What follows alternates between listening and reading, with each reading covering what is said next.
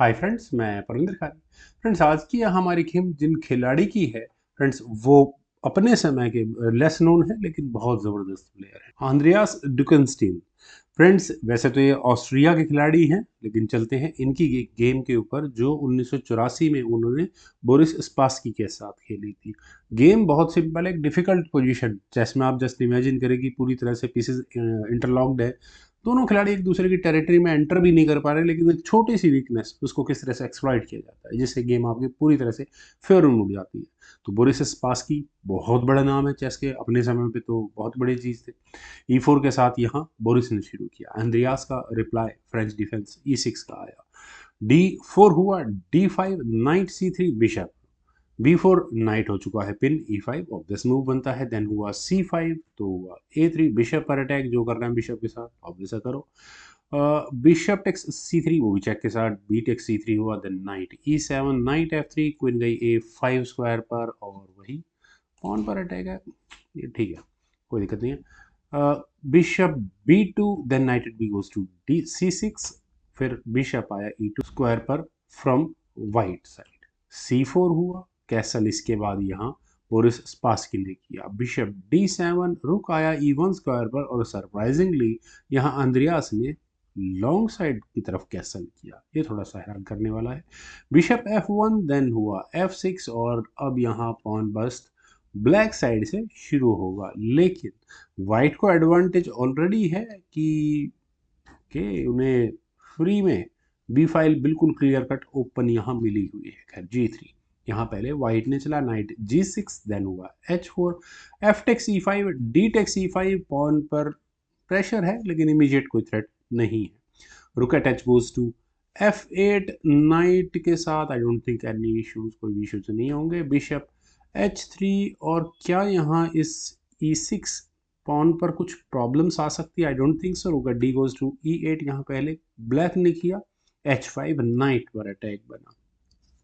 मेरे ख्याल से, जैसा मैं अक्सर कहता हूँ कि कम से कम नाइट को बोर्ड का जितने सेंटर की तरफ हो सके उतना सेंटर की तरफ रखना चाहिए, लेकिन ब्लैक ने अपने नाइट को H8 स्क्वायर पर प्लेस किया, और यहाँ से ये नाइट मौका देखने के बाद मुझे लगता है ये होना यही है। Night D4, night exchange asking नहीं, इवन पॉन पर प्रेशर है, वो तो रुक सही समय पर आ चुका है। Night F7, then F4, pawn पर चलिए डिफेंस भी हो गया है। G6, नाइट F3, और यहाँ से ये नाइट बिल्कुल ठीक है, सही स्क्वायर था नाइट के लिए। रुक G8, देन किंग गया H2 स्क्वायर पर, rook G7, then H takes G6, H takes G6, G4 यहाँ अब वाइट ने किया। रुक H8, बिशप हो चुका है थोड़ी देर के लिए पिन, लेकिन किंग गया G3 स्क्वायर पर। देन रुक eight G goes to H7, और यहाँ इस बिशप पर अटैक बना, तो ये बिशप वापस गया एट G2 स्क्वायर पर। Knight E7, then knight E4, और ठीक ठाक आउटपोस्ट मिल चुकी है वाइट के इस नाइट के लिए। नाइट C6 की ऑप्शन को फिर दोबारा ब्लैक ने चुना, कोशिश यही कि किसी तरह से कुछ मेटेरियल एक्सचेंज हो जाए। और फ्रेंड्स, मेरे ख्याल से इस पॉइंट पर, क्योंकि मैं वो क्रूशियल पॉइंट पर पहुंचा चुका हूँ इस गेम को जहाँ से ये प्रॉब्लम्स आनी शुरू हो चुकी थी, तो वाइट को डेफिनेटली अपनी नाइट को वापस ले जाना चाहिए था। यही नाइट आने वाले समय में इस गेम में वीकनेस बना। कैसे? यहाँ पर खेला गया G5, G5 के साथ भी इश्यू नहीं है। Night attack goes to D8, यहाँ पहले ब्लैक ने किया, और इस पॉइंट पर मेरे ख्याल से ए पॉन पुश ठीक ठाक तरीके से वर्क करता वाइट के लिए, लेकिन रुक H1 ये बिल्कुल भी वर्क नहीं करने वाला। कैसे? टैक्टिक्स लगाते हुए एक सिंपल मंत्र याद कर लीजिए कि आप उस पीस को ढूंढें जो अनडिफेंडेड हो या गेम में अनडिफेंडेड करवाया जा सकता हो। अनडिफेंडेड यहाँ इस पॉइंट पर क्या करवाया जा सकता है? ये बिशप। वो कैसे? रुक टेक्स H1, रुक एक्सचेंज जेन्युइन था, हो गया।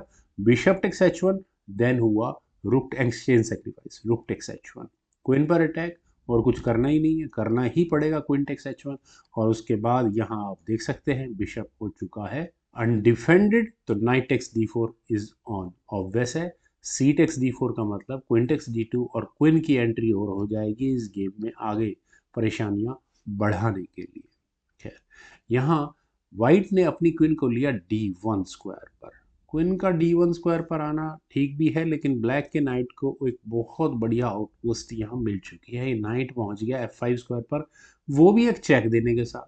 किंग को हटना ही पड़ा, देन बिशप गया A4 स्क्वायर पर, और यहाँ से इमीडिएटली भी कोई प्रॉब्लम नहीं है। रुक C1 यहाँ पहले वाइट ने चुना, ताकि अब कम से कम यहाँ वाइट अपनी क्वीन को थोड़ा फ्रीली मूव कर सके। क्वीन C5, और कौन से पॉन पर अटैक है? बिल्कुल सही है, इस पॉन का लेना, इस पॉन का बचना वैसे ही बहुत मुश्किल हो जाएगा। जिस तरह की गेम यहाँ ब्लैक ने लगा दी है ऑलरेडी, मुझे नहीं लगता कि वाइट बहुत देर तक डिफेंड कर सकता है।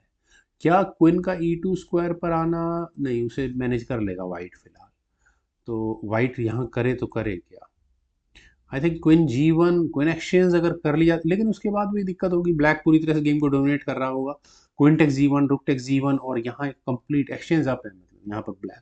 और पॉन्स के मामले में तो कोई प्रॉब्लम है ही नहीं। बिशप बिल्कुल सही स्क्वायर पर आ चुका है, किसी पॉन में कोई प्रॉब्लम नहीं होने वाली। खैर चलते हैं यहाँ गेम में। यहाँ खेला गया क्वीन E1, कोशिश यही रहेगी, ठीक है क्वीन की एंट्री होने ही मत दो, लेकिन हुआ B6। बेटिंग मूव मुझे ज़्यादा लग रहा है। किंग गया H3 स्क्वायर पर, देन हुआ bishop C6 from white side. Pawn पर वैसे ही बहुत देर से अटैक बना हुआ है। और फ्रेंड्स यहाँ इस मूव के बाद, थोड़ा वेट करने के बाद, बोरिस स्पासकी ने रिज़ाइन कर दिया। आई डोंट थिंक रेजिग्नेशन का रीज़न मुझे बहुत ज़्यादा समझाने की ज़रूरत है। मेरे ख्याल से इस गेम में अब वाइट सिर्फ डिफेंड ही करता रहेगा, और ब्लैक पूरी तरह से इस गेम में हावी रहने वाला है। तो फ्रेंड्स, मुझे उम्मीद है आप लोगों को आज की ये मेरी गेम ज़रूर पसंद आई होगी। तो आप लोग इस वीडियो को लाइक, शेयर, और मेरे इस YouTube channel chess Guru please subscribe ज़रूर करें। आपके कमेंट्स, सजेशंस का मुझे बेहद इंतजार रहेगा। Thank you for watching, bye for now.